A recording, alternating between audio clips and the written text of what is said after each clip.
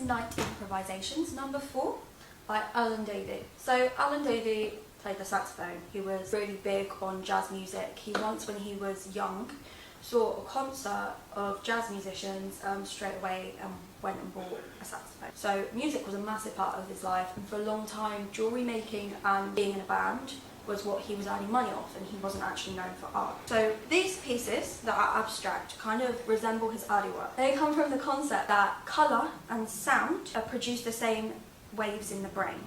So he would often say that when you look at a colour, it goes back into your eye, and then so that you can perceive what colour that is, it goes into your brain in exactly the same way that when you hear a chord or a tune, you can hear the chord as it goes into your brain, the same wavelength. So he thought that chords and colours hit exactly the same wavelengths. So he would use colour in the same way. So for example, Night Improvisations, you have this dark, sort of deep tone at the background, which kind of has this eternal feel, like when you look at the sky, it's endless. So straight off the bat, you have this canvas that could just be this eternity. Secondly, we then have the splashes of colour.